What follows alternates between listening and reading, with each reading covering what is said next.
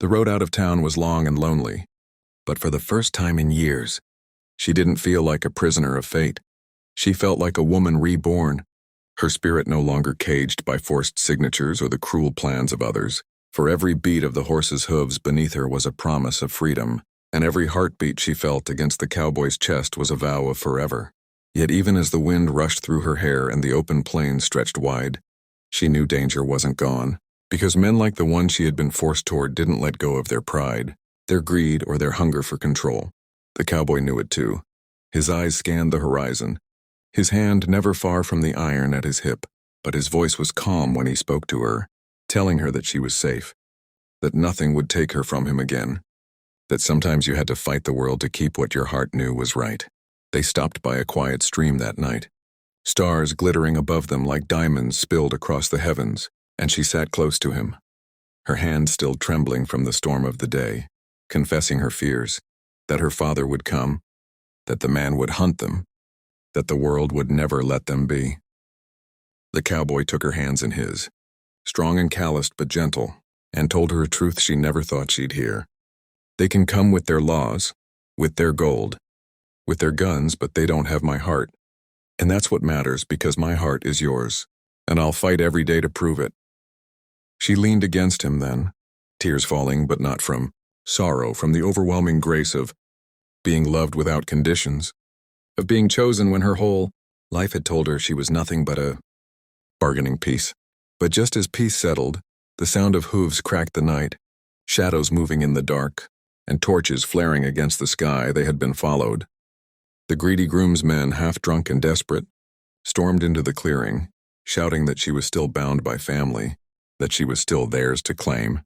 But before fear could choke her, the cowboy was already on his feet, gun drawn, his voice thundering like Judgment Day itself. You'll not touch her. Not now, not ever. The standoff burned hot, the night thick with tension, and though shots fired, the cowboy stood like an unbreakable wall, his aim steady, his will stronger than any number they sent against him. When the smoke cleared and silence returned, the groomsmen scattered like cowards into the night, leaving only the crackle of the fire and the echo of his promise.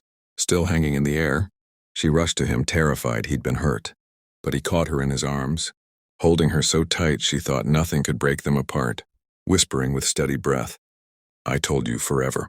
And in that moment, forever no longer felt like a word written on paper. It was alive in the way he shielded her, in the way he fought for her, in the way he looked at her like she was not property, not a possession, but his reason for breathing. They rode on together through the night, and when dawn broke, painting the sky with fire and gold, she knew her life was no longer chained to sorrow but bound to a love that no force in this world could destroy. So, dear listener, if your heart raced through this story, if you believe in love that fights through the dark, then subscribe now, because together we'll keep bringing you tales that remind you, no matter how cruel the world, love will always ride in like a cowboy at dawn, tearing the chains, breaking the rules, and promising forever. Jackson staggered out of the flames, his coat singed, his hat nearly lost, but in his arms he carried the weight of 2 lives, clinging to him with desperation.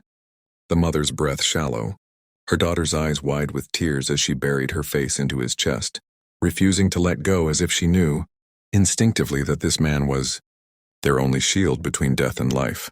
Behind them the cabin roared and collapsed inward with a thunderous crash, sparks and embers shooting into the night sky like fiery stars, the kind of sight that etched itself into memory forever.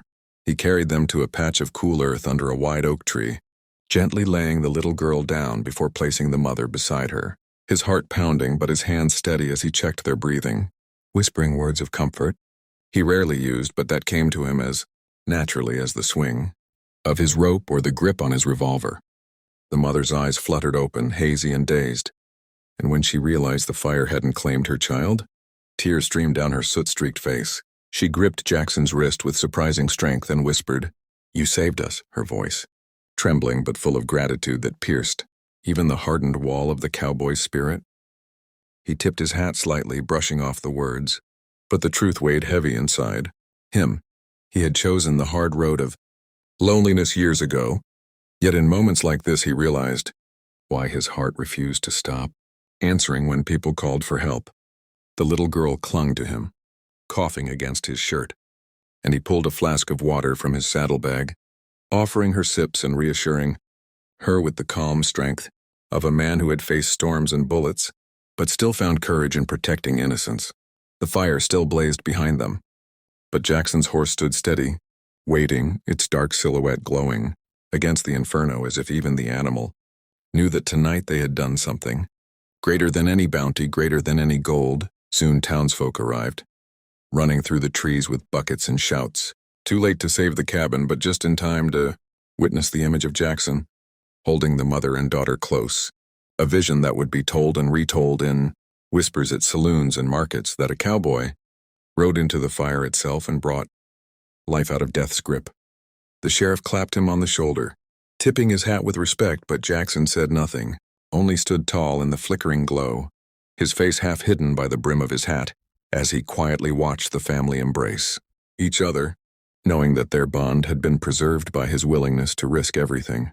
As dawn broke and the flames finally dwindled to blackened ash, Jackson saddled up again, the child waving at him with a smile too bright to be dulled by smoke or soot, a smile that branded itself deep in his memory. He gave her a gentle nod, turned his horse toward the horizon, and rode off, leaving behind the ashes of destruction but carrying the unspoken weight of hope and gratitude in his heart. The prairie once again stretched wide and free before him, but this night would forever mark him as more than a wanderer. He was a savior forged in fire. And friends, if this story touched your heart, if you believe in courage, sacrifice, and the strength of a cowboy's will, then don't forget to subscribe to our channel for more powerful stories that will grip your soul and leave you wanting more. Your support keeps these tales alive, and together we'll ride into many more adventures where heroes are made in the heat of the moment.